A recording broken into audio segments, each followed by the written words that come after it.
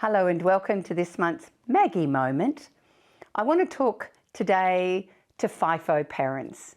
I have worked in the far northwest of Western Australia and have met a number of FIFO parents, and I've had FIFO parents in my family, so it's something I'm a little bit familiar with. One of the things that I do want to reassure you is that every family is a unique structure and a unique system, and helping it to work is different for every family. So one of the biggest challenges I hear from parents who have either one or both FIFO parents is the long absences. So I'm going to tell you what the science says. The science says that for children to thrive, they need one significant, strongly attached grown-up around them at all times. So that means if you have a parent who's away doing 6 weeks up on a mine site or off at Barrow Island or somewhere off in Queensland, then there is one safe grown up still at home. So the bottom line is already ticked off.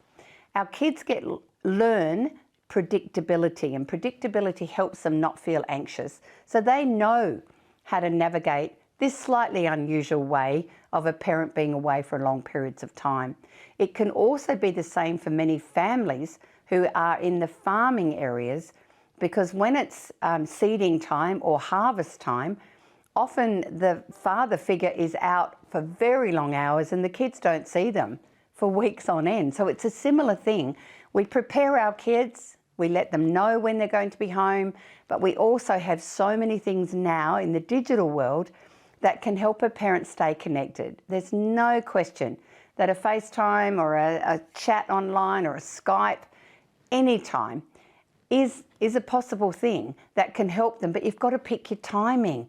Because sometimes you might zoom in when they're not in the right space. You've got to work out a good time and make sure you do that time. Secondly, record some stuff on your partner's phone, record videos on their phone, write notes before you leave that can be popped into their lunch boxes. We can do connection from a distance. So that's the second thing. And then when you are home, remember, quite often you're home for a couple of weeks. Woohoo! Be the fun factory person. Be that high quality, high energy, highly engaged human in the weeks that you're home, and you are still making memories that matter.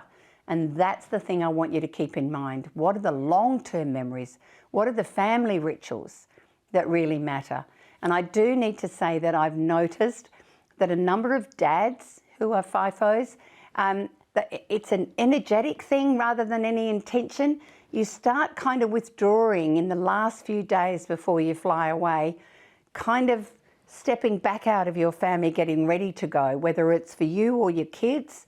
It's just a tendency that happens, and that's okay as long as you're still able to connect with your kids before you leave. And also when you come back after 6 weeks, there is an unsettling time as the parent who's been away comes back and settles in. But once again, communicate honestly about those things rather than just bottle them up and not share them, because we know that the parents who communicate honestly and who celebrate each other's role in their kids' lives as positively as possible can still raise kids that can thrive in our world later.